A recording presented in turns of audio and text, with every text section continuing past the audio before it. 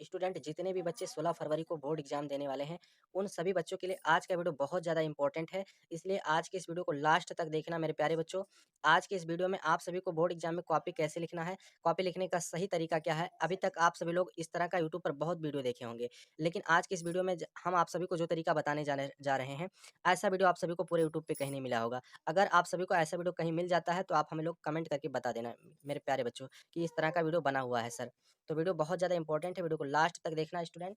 सब कुछ आप सभी को एडमिट कार्ड के थ्रू, ओमार सीट के थ्रू, यहाँ पर पेपर हमारे पास है, पेपर के थ्रू सब कुछ सही जानकारी के साथ आज के इस वीडियो में हम आपको बताएंगे।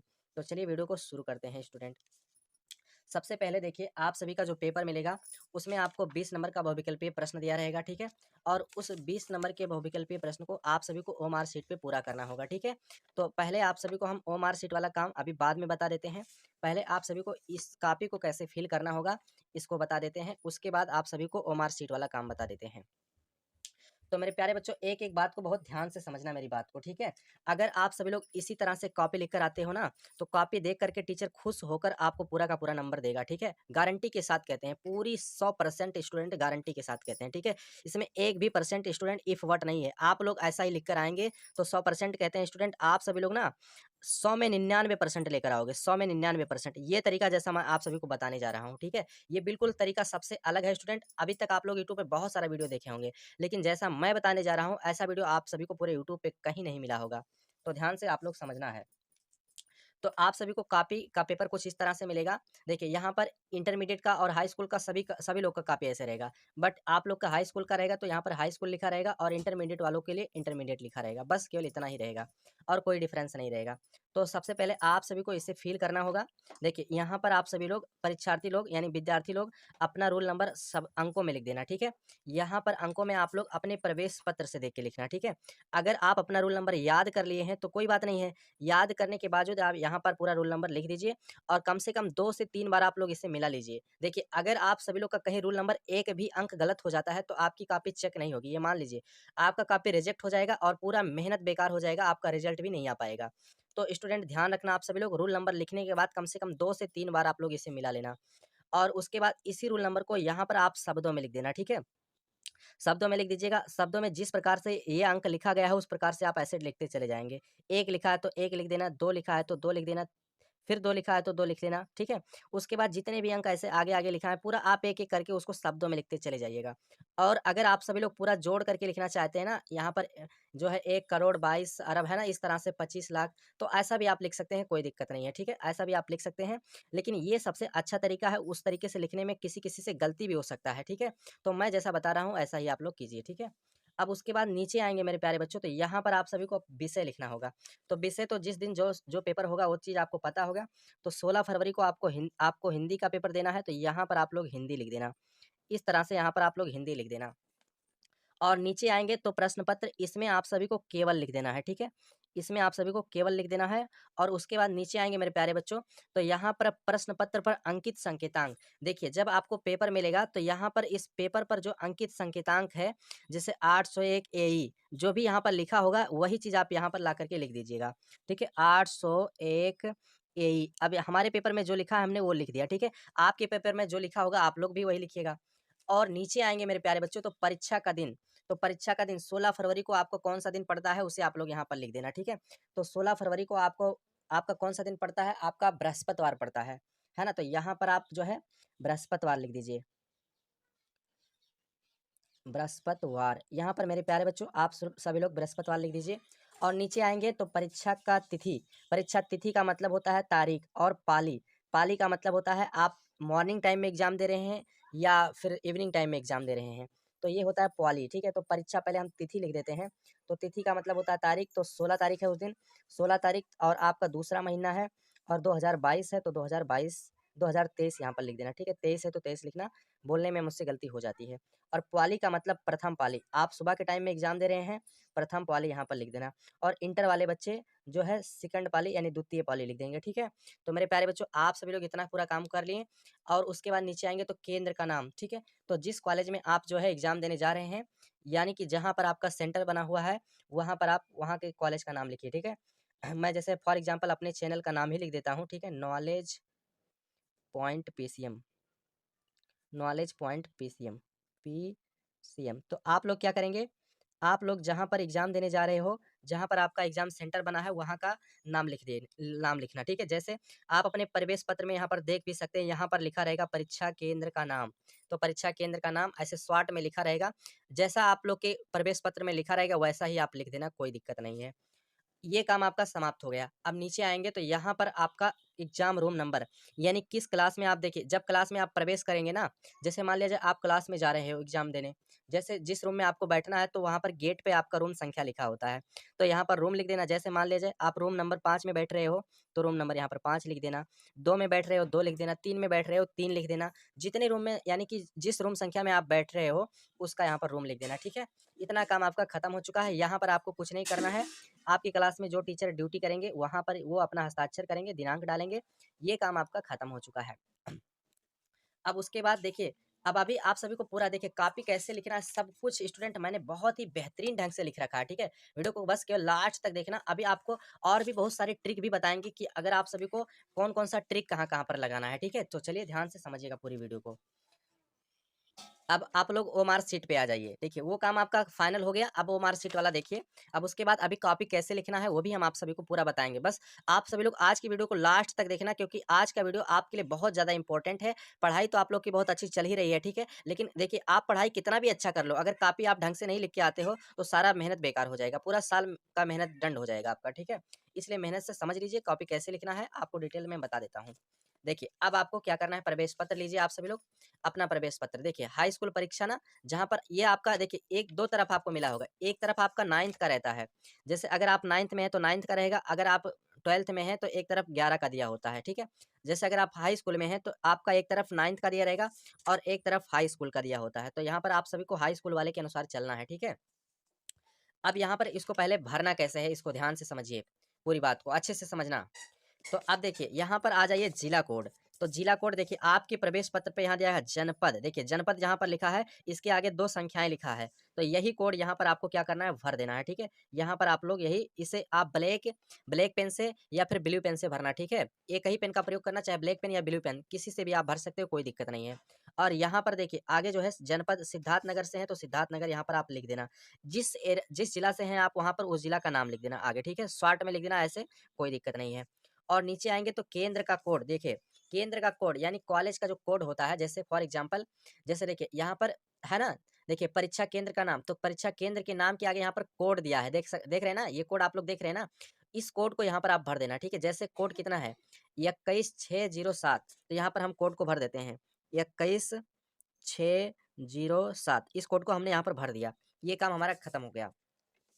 अब नीचे आएँगे तो यहाँ पर अनुक्रमांक, तो ये अनुक्रमांक देखिए, आपका रूल नंबर जो होता है, जो रूल नंबर आपका है, तो आप रूल नंबर यही उठा लीजिए। आप अपने प्रवेश पत्र से जो यहाँ पर रूल नंबर भरे हैं, यही रूल नंबर यहाँ पर आप भर दीजिए। तो चलिए मैं यही रूल नंबर यहाँ पे भी भर देता हूँ। चलिए, ये रूल नंबर यहाँ पर आपको एग्ज़ाम्पल में दिया गया है, केवल दिया गया है, ठीक है? कैसे आपको भरना है। तो देखिए, मैं इस प्रवेश पत्र का रूल नंबर, यही रूल नंबर यहाँ पर भर देता हूँ। तो देखिए 1, 2, 2, 5, 2, 5, 2, 9, 3, ठीक है? मैंने यहाँ पर रूल नंबर ये भर दिया। आप बाहर मत भरना, ठीक है? सब अंदर ही रखना, कोई चीज़ बाहर मत जाने देना।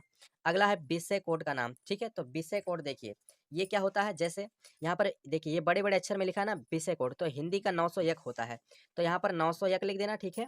जिस पेपर का जो कोड यहाँ पर दिया रहेगा, यही कोड यहाँ पर आप लिखना, ठीक है? ये कोड यहाँ पर लिख देना और साइड में विषय लिख देना, ठीक है? साइड में कोड लिख दीजिए, इस कोड को लिख दिए आप लोग, उसके बाद विषय लिख देना। हिंदी है तो हिंदी का 901 होता है, 901 हिंदी लिख दिए। विज्ञान है तो विज्ञान का ऐसे कोड लिख देना और साइड में साइंस लिख देना, ठीक है? जो पेपर जिस दिन होगा ऐसे वहाँ पर लिख देना। और नीचे आएँगे तो प्रश्न पत्र संख्या, तो प्रश्न पत्र संख्या 801, देखिए देख रहे हैं ना 801, तो 801 यही प्रश्न पत्र संख्या यहाँ पर 801 भर दीजिए। मैंने भर दिया 801। अब उसके बाद देखिए प्रश्न पत्र पर जो अंकित संकेतांक दिख रहे हैं, ये 2 अक्षर, इसको भी आपको एक जगह पे भरना है, ठीक है? तो इसमें 2 अक्षर है, पहला अक्षर, दूसरा अक्षर। पहला अक्षर ये है, दूसरा अक्षर ई है। तो पहला अक्षर देखिए, यहाँ पर पहला अक्षर ये है और दूसरा अक्षर ई है, तो इसे आप लोग यहाँ पर भर देना, कोई दिक्कत नहीं है। ये काम आपका खत्म हो चुका है मेरे प्यारे बच्चों, ठीक है? इतना काम आप लोग कंप्लीट कर लिए। और उसके बाद ठीक है, नीचे आएँगे तो यहाँ पर आप अपना सिग्नेचर कर देना, ठीक है? आपका जो भी सिग्नेचर जिस तरह से करते हैं, आप अपना सिग्नेचर यहाँ पर सही-सही तरीके से कर देना, ठीक है? देखिए, ये सिग्नेचर कभी-कभी क्या होता है, मैच भी कराया जाएगा, ठीक है? तो ध्यान से अच्छे से सिग्नेचर करना, ठीक है? पूरा नाम अच्छे से लिखना। और यहाँ पर देखिए, ये आपका जो देख रहे हैं, ये आपका ये चीज़ तो आपका कोई बता ही नहीं रहा है, ठीक है, कि ये चीज़ क्या होता है। देखिए मेरे प्यारे बच्चों, तो यहाँ पर ये आपका एक स्कैन कोड दिया रहेगा, ठीक है? आपके पेपर पर, आपकी मार्कशीट पे एक स्कैन कोड दिया रहेगा। यानी कि अगर कोई आपका इस जो है मार्कशीट अगर चेंज भी करना चाहता है, तो वो चेंज नहीं कर सकता है। स्कैन करने पर वो पकड़ जाएगा तुरंत, ठीक है? तो यहाँ पर ये आपका एक स्कैन कोड दिया रहेगा, ठीक है? इसको स्कैन किया जा सकता है, ठीक है? इतनी काम आप सभी का फाइनल हो चुका है। अब देखिए, यहाँ पर एक चीज़ आप नीचे भी देख रहे होंगे कि सोच रहे हैं कि ये चीज़ क्या दिया है, इसको क्या करना है? तो इसमें कोई दिक्कत नहीं, कुछ भी मत करना। ये आपको एक एक्स्ट्रा दिया है, इसको आप यहाँ पर कैंची लगा करके फाड़ करके आपको दे दिया जाएगा, ठीक है? कोई बात नहीं है। मेरे प्यारे बच्चों, अब देखिए आप लोग इसको फ़िल कर लिए अच्छे से, अब आप सभी लोग इसको भरोगे कैसे, ठीक है? देखिए, तो इसे इसे भी समझ लीजिए। देखिए, एक बात मैं आप सभी को थोड़ा-सा बता देता हूँ, जैसे मान लिया जाए, आपने किसी विकल्प का कोई ऑप्शन चूज़ कर लिया, उसको ब्लैक कर दिए, तो आप दोबारा ये मत कीजिए जैसे उसको स्क्रैच करके आप सोचिए आप इसका ये वाला सही है, तो मैं इसको काट करके इसको वाला सही कर देता हूँ, ऐसा मत करना, ठीक है? ऐसा करोगे तो आपका पेपर रिजेक्ट हो जाएगा, ठीक है?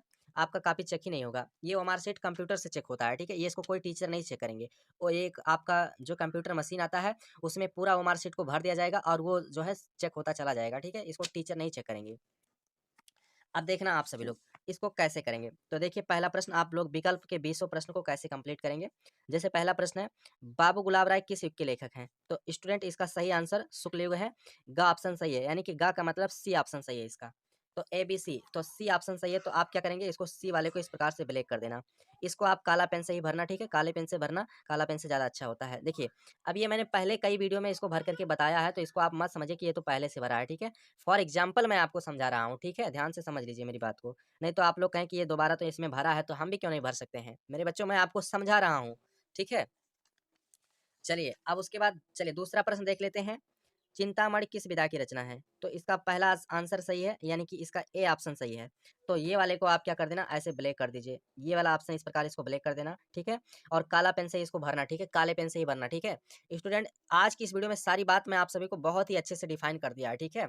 इसलिए वीडियो बहुत ज़्यादा इंपॉर्टेंट है, वीडियो को लास्ट तक देख लेना और सभी बच्चों के पास शेयर कर देना, नहीं तो सभी बच्चे वैसे उल्टा-पल्टा काम करके आएँगे और लास्ट में यही होगा ना, सब चौपट हो जाएगा। मेहनत पढ़ाई बहुत अच्छे से किए होंगे, लेकिन अगर आप ढंग से लिख के नहीं आएँगे, ढंग से कॉपी भर के नहीं आएँगे, वो मार्कशीट पर ढंग से भर के नहीं आएँगे, तो सब रिजेक्ट हो जाएगा, सब बेकार हो जाएगा लास्ट में, ठीक है? अब ये काम हो गया, तो इसको आपको भरना पता हो चुका है ना, कैसे भरना है आप सभी को? एक बार जो भर दिए उसको भर दिए, दोबारा आप उसको सही मत करना, ठीक है? काट-पीट के, अगर आपको मान लिया जाए कि आपने चौथा ऑप्शन का ये ऑप्शन काला कर दिया और बाद में आपको लगता है नहीं इसको इसका तो डी सही है, तो हम इसको भर देते हैं, इसको गलत काट देते हैं। ऐसा मत करना मेरे प्यारे बच्चों। ऐसा कर देते हो सब पूरा बेकार हो जाएगा, ठीक है? जो जो भर दिए, ठीक है? सही हो चाहे गलत हो, ठीक है? लेकिन आप लोग जब भी भरना तो सोच समझ के भरना, कौन-सा ऑप्शन किसका सही है, ठीक है? और एक बात और भी बता देता हूँ, एक बात तो मैं आपको बता ही नहीं रहा हूँ, ठीक है? देखिए, ये बात तो कोई टीचर आपको बता ही नहीं, इसीलिए तो मैं कह रहा हूँ कि ये वीडियो सबसे अलग है, ठीक है? क्योंकि इसमें सारी जानकारी मैं आप सभी को एक साथ दिया हूँ। ये नहीं कि बार-बार वीडियो बना करके एक-एक टॉपिक पर मैं आप सभी को व्यूज़ पाने के लिए वीडियो बनाता जाऊँ, ऐसा नहीं। सारी जानकारी एक ही वीडियो में बस। अब देखना हाँ, एक चीज़ और जो मैं आपको बताने जा रहा हूँ, जैसे ये जो आपका पेपर है ना, इस पे केवल आपको न अपना रोल नंबर लिखना है और अपना नाम ही लिखना है, ठीक है? जो आपको ये पेपर मिलेगा इस तरह से, यहाँ पर केवल अपना नाम लिख देना और यहाँ पर रोल नंबर लिख देना। इसके बावजूद यहाँ पर मेरे बच्चों, आप लोग कुछ भी कलम तक मत चलाना ऐसे, ठीक है? किसी प्रश्न पर ऐसे टिक तक मत लगाना, नहीं तो मेरे स्टूडेंट आपका पूरा साल बर्बाद हो जाएगा, बेकार हो जाओगे, सब लोग पूरा साल चौपट हो जाएगा, ठीक है?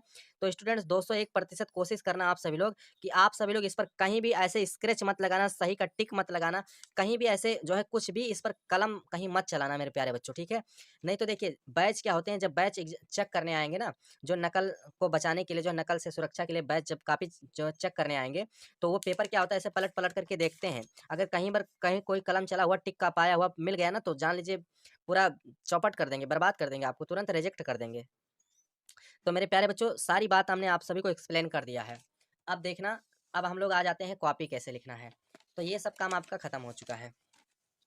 अब देखना मेरे प्यारे बच्चों, देखिए ध्यान से समझिए। अब देखिए आप सभी लोग, आपका प्रश्न यहाँ से स्टार्ट होता है। तो मान लिया जाए, देखिए आपने 20 नंबर के विकल्प को कंप्लीट कर लिया। अब विकल्प को कंप्लीट करने के बाद नीचे आपका गद्यांश और पद्यांश ये सब प्रश्न शुरू हो जाएगा। अब इसमें आप सभी को कैसे क्या करेंगे? तो सबसे पहले देखिए, यहाँ पर इस गद्यांश को मत पढ़ना, यहाँ पर इसके नीचे दिए गए प्रश्नों को देखना कि इसमें पूछा क्या गया है। तो गद्यांश का संदर्भ लिखना है, रेखांकित अंश की व्याख्या करना है और उसके बाद एक प्रश्न दिया गया है। तो आप लोग पहचानने की ट्रिक जानते हो ना कि गद्यांश को कैसे पहचाना जाता है। तो अगर आप लोग अच्छे से पढ़े होंगे तो गद्यांश को पहचान ले जाएंगे कि कौन सा गद्यांश किस पाठ से लिया गया है, उसके लेखक कौन है। तो यही चीज़ गद्यांश में लिखना होता है। ठीक है, अब इसको सॉल्व कैसे करेंगे, तो यहाँ पर देखो जैसे मैं पढ़ता हूँ, यह कोई बात नहीं है कि एक स्वभाव और रुचि के लोगों में ही मित्रता हो सकती है। देखिए, हमको मित्रता शब्द मिल चुका है। अब हमें पता चल गया, ये हमारा गद्यांश जो दिया गया है, ये मित्रता नामक पाठ से लिया गया है और मित्रता नामक पाठ के रचयिता जो है, लेखक जो है, आपके आचार्य रामचंद्र शुक्ल जी हैं। तो यहाँ पर आपका पहला प्रश्न कंप्लीट। अब पहला प्रश्न का संदर्भ लिखना है, तो यहाँ पर आप क्या करेंगे, संदर्भ हेडिंग कर देना और संदर्भ में क्या लिखना, देखिए थोड़ा-सा आप जब गद्य संदर्भ लिखना शुरू कर दीजिएगा, तो सबसे पहले स्टार्टिंग का इस वर्ड को लिख देना, ठीक है? जैसे शुरू का 2-3 शब्द उठा लीजिए, यहाँ से और यहाँ तक लिख दीजिए और उसके बाद लास्ट वाला शब्द लिख देना, ठीक है? लास्ट वाला शब्द लिख देना, ठीक है? इससे क्या होगा, इस तरह से लिखने से क्या होगा, एग्ज़ामिनर कॉपी चेक करने वाला जो देखेगा ना, तो वो सोचेगा कि बच्चा कौन-सा गद्यांश लिखा है, तो उसको कॉपी चेक करने में कोई दिक्कत नहीं। वो तुरंत समझ जाएगा कि बच्चा ने कौन-सा गद्यांश हल किया है, ठीक है? तो इस काम को ज़रूर करना, बिल्कुल मत भूलना मत, ठीक है? बहुत देखिए, इसको लिखने से अच्छा भी थोड़ा लगता है, ऐसी बात नहीं है, ठीक है? और सबसे पहले जो खंड है उसको खंड भी दर्शा देना। ये खंड बा है, खंड बा लिख दिया, प्रश्नोत्तर संख्या पहला है, प्रश्नोत्तर संख्या लिख दिया और उसके बाद ये गद्यांश का स्टार्टिंग वर्ड लिख देना और लास्ट का वर्ड लिख देना डैश डैश मार करके।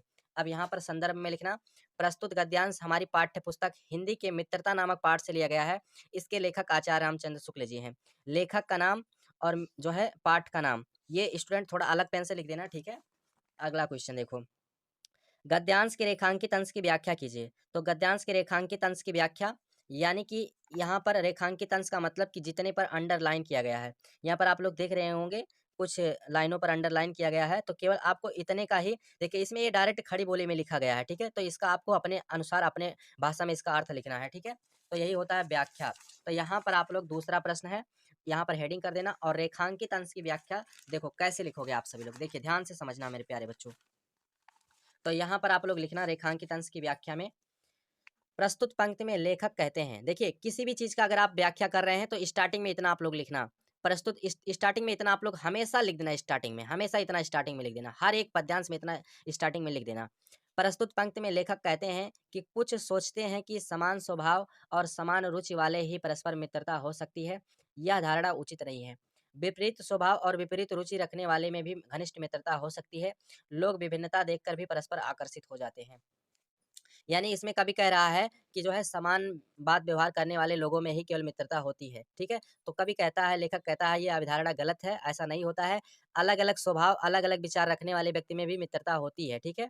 तो यही चीज़ इसका व्याख्या था, इसमें हमने लिख दिया। अब उसके बाद इसका इसमें तीसरा प्रश्न जो पूछा गया है, लेखक के अनुसार समाज में विभिन्नता देखकर लोग एक-दूसरे की ओर क्यों आकर्षित होते हैं? तो इसका उत्तर हो जाएगा, इसका उत्तर वो उसी में ढूँढ के मिल जाएगा ढूँढेंगे तो।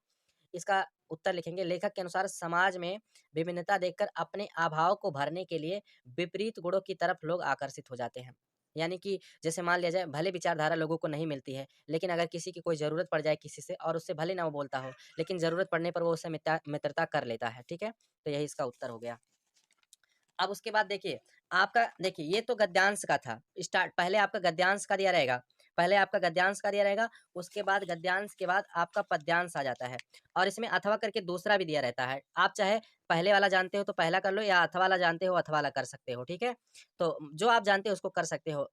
इसको करना चाहते हो तो इसको भी कर लेना। ये ममता नामक पाठ से लिया गया है और इसके लेखक जयशंकर प्रसाद हैं और सेम इसी टाइप से प्रश्न इसमें भी दिया रहेगा। दूसरा प्रश्न आपका पद्यांश से दिया रहेगा। देखिए, यहाँ पर गद्यांश लिखा है लेकिन ये गलत लिखा है, पद्यांश होना चाहिए, ठीक है? तो ये आपका पद्यांश से रहेगा। अब इस पद्यांश को देखिए, आपको पहचानना है और इसके पाठ का नाम, इसके लेखक का नाम आपको लिखना है। इसमें भी अथवा करके 2 प्रश्न दिया रहेगा, आप चाहे इसको कर सकते हो, चाहे दूसरे वाले को कर सकते हो। तो मैं पहला जानता हूँ, मैं पहला कर लेता हूँ। आप लोग क्या करेंगे, पहले स्टार्टिंग का 2-3 शब्द यहाँ पर लिख देना, ठीक है? 2-3 शब्द स्टार्टिंग का लिख देना और लास्ट का वर्ड लिख देना, ठीक है? लास्ट का वर्ड लिख देना मेरे प्यारे बच्चों। देखिए कहाँ गया? लास्ट का वर्ड क्या है? लास्ट का वर्ड है बंदो तेह पाई, ठीक है? बंदो तेह पाई, तो यहाँ पर लास्ट में मैंने लिख दिया। अब एग्जामिनर जब देखेगा ना, तो वो समझ जाएगा कि बच्चा ने कौन-सा गद्यांश हल किया है, पहला गद्यांश हल किया है या फिर दूसरा गद्यांश हल किया है। और यही सब चीज़ें देखकर टीचर नंबर भी देता है, ठीक है? यही सब टीचर देखते हैं कि बच्चा कि कौन-सा टाइटल अपनाया है, कौन-सा मेथड अपनाया है, ठीक है? उसके लिखने का तरीका कितना अच्छा है, यही सब टीचर देखते हैं और यही सब देख कर के पूरा का पूरा नंबर दे देते हैं, ठीक है? तो स्टूडेंट अब उसके बाद नीचे आ जाइए। तो इसको लिखने के बाद यहाँ पर इसमें प्रश्न कितना टाइप से पूछा गया है, तो देखिए प्रश्न कितना टाइप से पूछा गया है। उपर्युक्त पद्यांश का संदर्भ लिखिए। तो उपर्युक्त पद्यांश का संदर्भ कैसे लिखना है, देखो आप सभी लोग पहले यहाँ पर आप संदर्भ हेडिंग कर देना और लिख देना प्रस्तुत पद्यांश हमारी पाठ्य पुस्तक हिंदी के पद नामक। अब देखिए ये जो आपका पद्यांश दिया है ये पद नामक शीर्षक से लिया गया है और इसके लेखक सूरदास जी हैं। तो यहाँ पर आप लिख देना पद नामक शीर्षक से लिया गया है। इसके रचयिता, यहाँ पर लेखक नहीं लिखना, यहाँ पर रचयिता लिखना है। इसके रचयिता सूरदास जी हैं। कंप्लीट हो गया संदर्भ आपका। अब रेखांकित अंश की व्याख्या पे आ जाइए। तो रेखांकित अंश की व्याख्या देखिए, दूसरा प्रश्न जो है ये पहला कंप्लीट हो गया। दूसरा रेखांकित अंश की व्याख्या, यानी कि जितने पर ये अंडरलाइन खींचा गया है केवल उतने की आपको व्याख्या करना है। तो चलिए इसकी व्याख्या कैसे करेंगे, हम इसको पहले एक बार पढ़ लेते हैं।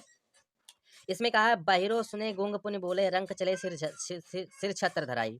इसका मतलब जो है सूरदास जी कहते हैं कि श्री कृष्ण जी की जब कृपा होती है किसी पर तो बहरा भी सुनने लगता है और गूंगा भी जो है बोलने लगता है और रंक रंक मतलब गरीब भी सिर पर छत्र धारण करके चलने लगता है।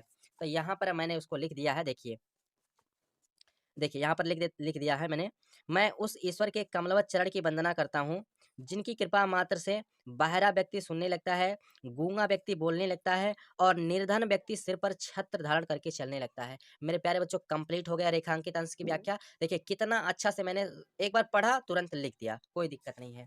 अब उसके बाद नीचे इसमें एक प्रश्न और दिया गया है, उपरोक्त पंक्तियों में कौन सा अलंकार है। ये जो पंक्तियां दी गई हैं इसमें कौन सा अलंकार है, ठीक है। तो स्टूडेंट इसमें जो है रूपक अलंकार है और अनुप्रास अलंकार है। कल कंप्लीट हो गया आपका ये भी। अब आपका ये 6 नंबर क्लियर हो गया। 6 नंबर का ये आता है, 6 नंबर आपका फाइनल हो गया। देखिए 6 नंबर का आता है, 6 नंबर क्लियर हो गया आपका।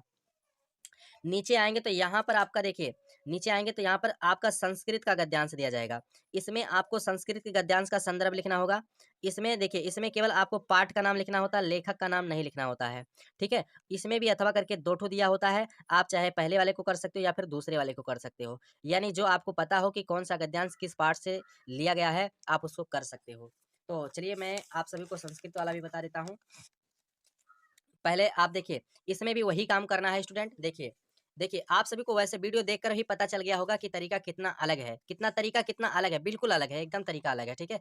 जितना भी आप सभी को यूट्यूबर बताते हैं सब लोगों से तरीका अलग है मेरे प्यारे बच्चों। देखिए नीचे आएंगे तो नीचे आपका है, यहाँ पर पहले आपको जैसे इसको लिखना है ना, इसी का संदर्भ आपको लिखना है। तो क्या करना है, पहले आपको स्टार्टिंग से का थोड़ा सा लिख देना और लास्ट का लिख देना। यहाँ पर स्टार्टिंग का मैंने थोड़ा सा लिख दिया और लास्ट का शब्द लिख दिया। अब इससे क्या होगा, एग्जामिनर देखेगा तो समझ जाएगा कि बच्चा ने कौन सा गद्यांश हल किया है, ठीक है।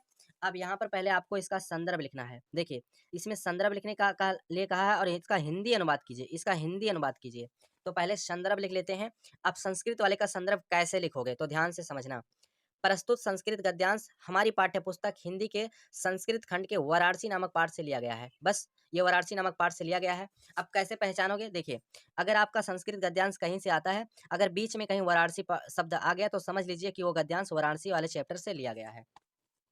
इसमें केवल पाठ का नाम लिखना है, बस वाराणसी नामक पाठ से लिया गया, हो गया आपका। अब हिंदी अनुवाद कैसे करोगे इसका, हिंदी अनुवाद कैसे करना है देखिए। हिंदी अनुवाद आप लोग को पहले एक बार पढ़ लो आप सभी लोग। इसमें कहा है ऐसा है नगरी भारतीय संस्कृत भाषायस्य केंद्र स्थले अस्ति। यानी इस कहा गया है कि यह नगरी का मतलब वाराणसी नगरी जो है, यह नगरी भारतीय संस्कृत और संस्कृत भाषा का केंद्र स्थल है, ठीक है। देखो पूरा मैंने लिख दिया। इसी प्रकार आप एक एक पढ़ते जाओ, अर्थ निकालते जाओ और लिखते चले जाओ, ठीक है। पूरा कंप्लीट हो जाएगा मेरे प्यारे बच्चों। तो मेरे प्यारे बच्चों इसका 5 नंबर आपको मिलेगा, 5 नंबर आपका कंप्लीट हो जाएगा। देखिए तुरंत टीचर देखेगा, तुरंत आपको 5 नंबर चढ़ा देगा बिना सोचे समझे। आपका राइटिंग देखेगा, आपके लिखने का तरीका देखा, बस मार दिया, पूरा 5 नंबर आपका चढ़ गया मान लीजिए। अगला क्वेश्चन देखना मेरे प्यारे बच्चों। अगला क्वेश्चन चौथे नंबर पे आएंगे तो यहाँ पर देखिए एक आपका संस्कृत पाठ से श्लोक दिया रहेगा, ठीक है। और उस श्लोक का भी आपको वही काम करना होगा, ठीक है। इस श्लोक का भी संदर्भ लिखना होगा और उसका हिंदी अनुवाद लिखा होगा। अब आपको इसको भी ध्यान रखना पड़ेगा, अगर कोई श्लोक किस पाठ में कौन सा श्लोक दिया है इसे भी ध्यान रखना पड़ेगा कि कौन सा श्लोक किस पाठ में दिया गया है। तो आप लोग क्या करेंगे, यहाँ पर पहले संस्कृत श्लोक लिख दीजिए, ठीक है। और किस श्लोक की आप जो है व्याख्या कर रहे हैं, किस श्लोक की संदर्भ लिख रहे हैं। तो इसमें भी 2 ठो दिया रहेगा, एक दिया पहला दिया रहेगा, दूसरा अथवा करके दिया रहेगा। आप जो जानते हैं उसको कर सकते हैं, मैं इसको जानता हूँ मैं इसे कर लेता हूँ, ठीक है। चलो मैं इसको कर लेता हूँ। तो यहाँ पर पहले थोड़ा सा इसको लिख दूंगा और लास्ट का शब्द लिख दूंगा ताकि एग्जामिनर देखते ही उसको पता चल जाए कि मैंने कौन सा श्लोक लिया है हल करने के लिए। अब आप लोग क्या करेंगे, पहले संदर्भ लिखेंगे। तो ये श्लोक हमारा जो है भारतीय संस्कृत नामक पाठ से लिया गया है। तो इसके संदर्भ में हम लिख देंगे, प्रस्तुत श्लोक हमारी पाठ्यपुस्तक हिंदी के संस्कृत खंड के भारतीय श्लोक नामक पाठ से लिया गया है। इसके लेखक नहीं होते हैं, इसलिए लेखक नहीं लिखना है। अब हिंदी अनुवाद इसका कैसे करोगे? तो इसका हिंदी अनुवाद, इसका अर्थ क्या हुआ? तो देखो मैं बता देता हूँ। सर्वे भवन्तु सुखिनः इसका मतलब होता है कि सभी लोग सुखी हों। सर्वे सन्तु निरामया इसका मतलब सभी लोग निरोग हों, यानी सभी लोग रोग से मुक्त हों, ठीक है। सर्वे भद्राणि पश्यन्तु यानी कि स्टूडेंट सभी के सुखी होने की कामना किया जाए, ठीक है, यही इसका अर्थ हुआ। तो यहाँ पर आप लोग लिख दीजिए, सभी सुखी हों, सभी रोग रहित हों या निरोग हों, सबका कल्याण हो, है ना, कोई भी दुखी ना हो, अर्थात सभी के कल्याण की कामना की गई है। लास्ट में हो गया, काम कंप्लीट हो गया। अब उसके बाद नीचे आएंगे तो यहाँ पर 5वां प्रश्न आपका जो दिया गया है, इसको ध्यान से समझ लीजिए। इसमें कहा है, अपने पठित खंड काव्य के आधार पर निम्नलिखित प्रश्नों में से किसी एक का उत्तर दीजिए। देखिए, तो मेरे प्यारे बच्चों, ये खंड काव्य होता है जो, ये अलग अलग जिला के लिए होता है, ठीक है। मैं सिद्धार्थनगर से हूँ, तो सिद्धार्थनगर वाले बच्चों के लिए बता देता हूँ। सिद्धार्थनगर वाले बच्चों को मुक्ति दूत लिखना होता है, ठीक है, वो मुक्ति दूत लिखेंगे, बस आपको कुछ भी काम नहीं करना है। और जो भी बच्चे अपने जिला का है, तो क्वेश्चन बैंक लिए होंगे तो उसमें लिखा होता है, आप वहाँ से जाकर देख लेना मेरे प्यारे बच्चों, ठीक है। अब उसके बाद देखिए मेरे प्यारे बच्चों, नीचे आएँगे तो यहाँ पर जीवन परिचय कैसे लिखना है? तो देखिए, जीवन परिचय लिखने का तरीका एकदम बिल्कुल अलग हो गया है, बिल्कुल बदल चुका है, ठीक है? तो आप सभी को जीवन परिचय कैसे लिखना है, मैं किसी एक का, देखिए, आपको लेखक में से भी किसी एक का लिखना होगा और फिर कवि में से किसी एक को लिखना होगा, ठीक है? तो जीवन परिचय लिखने का जो है तरीका एकदम बदल चुका है, तो मैं सूरदास का जीवन परिचय आप सभी को लिखकर बता देता हूँ कि आपको जीवन परिचय कैसे लिखना है। तो जीवन परिचय मेरे प्यारे बच्चों इस तरह से आपको लिख, यहाँ पर आप लोग प्रश्न उत्तर संख्या डाल देना, जितना नंबर है। उसके बाद यहाँ पर ऊपर जीवन परिचय हेडिंग कर देना, साइड में सूरदास, जिस कवि का जीवन परिचय लिख रहे हो उनका नाम लिख देना, और साइड में संक्षिप्त परिचय लिख देना। तो संक्षिप्त परिचय में आपको क्या लिखना है, जन्म लिखना है, मृत्यु लिखना है, माता पिता का नाम लिखना है, अगर माता पिता का नाम नहीं पता है तो किसी गुरु का नाम पता है उनका लिख देना, और रचनाएं लिख देना है, ठीक है। इतना आपका संक्षिप्त परिचय हो गया। और आपका अगर जीवन परिचय याद है तो पूरा इस तरह से जीवन परिचय लिख देना, और लास्ट में आपको रचनाएं लिखना होगा, ठीक है। क्योंकि स्टूडेंट ये क्वेश्चन जो है 4 या 5 नंबर का होता है, तो 2 नंबर रचनाओं पे आता है, बाकी शेष नंबर आपको जीवन परिचय लिखने के लिए मिलेगा, ठीक है। ये आपका कंप्लीट हो चुका है। जीवन परिचय इसी तरह से आपको लिखना होगा, ठीक है। इस बार जीवन परिचय लिखने का तरीका यही है मेरे बच्चों, ठीक है। चलिए, ये काम आपका कंप्लीट हो गया। अब नीचे आएँगे तो यहाँ पर आपका जो है नीचे संस्कृत का प्रश्न उत्तर दिया होगा, उसको आप लोग लिख देना। और नीचे आएँगे तो यहाँ पर आप सभी को निबंध कैसे लिखना है मेरे प्यारे बच्चों, ठीक है। तो निबंध कैसे लिखा जाता है, तो मैंने निबंध भी लिखने का तरीका मैं बता देता हूँ, ठीक है। देखो, निबंध कैसे लिखोगे आप सभी लोग, तो मैं आप सभी को इस टॉपिक पर निबंध बता देता हूँ। तो मेरे प्यारे बच्चों, देखिए, निबंध लिखने का तरीका, सबसे पहले आपको क्या करना है निबंध में, देखिए थोड़ा मैं ज़ूम करके दिखा देता हूँ। पहले आप यहाँ पर प्रश्न उत्तर संख्या डाल देना, और किस टॉपिक पर निबंध, और साइड में निबंध भी लिख देना, और किस टॉपिक पर आप निबंध लिख रहे हो उसको लिख देना, ठीक है। और निबंध लिखते वक्त आपको सबसे पहले रूपरेखा लिखना है, ठीक है। यही सब देख करके टीचर नंबर देते हैं। अगर रूपरेखा पर आगे लिखा हुआ प्रस्तावना देख लिए और लास्ट में आपका उपसंहार देख लिए, बस आपको नंबर दे देंगे। वो टीचर ये सब पढ़ने थोड़ा नहीं जाएंगे, उनको उतना टाइम कहाँ है, क्योंकि उनको कॉपी चेक करते वक्त, ठीक है, उनको उतना टाइम नहीं होता है कि वो आप सभी को पढ़ करके एक एक करके चेक करेंगे, ठीक है। तो यहाँ पर इस तरह से वो आपका ये देखेंगे, रूपरेखा देखेंगे और प्रस्तावना देखेंगे, और उसके बाद लास्ट में उपसंहार देखेंगे, बस तुरंत नंबर आपको चढ़ा देंगे, हो गया आपका काम। तो मेरे प्यारे बच्चों, आज की इस वीडियो में मैंने आप सभी को फुल एक्सप्लेन किया है हिंदी की कॉपी किस तरह से लिख कर आना है मेरे प्यारे बच्चों। तो स्टूडेंट, आशा करते हैं आप सभी लोग को वीडियो पसंद आया होगा। अगर वीडियो पसंद आया है तो वीडियो को लाइक कर देना, और चैनल पर पहली बार है तो चैनल को सब्सक्राइब कर लेना। स्टूडेंट, वीडियो बनाने में बहुत ज़्यादा मेहनत लग जाता है। चलिए फिर मिलते हैं किसी एक नेक्स्ट वीडियो में, तब तक के लिए जय हिंद, वंदे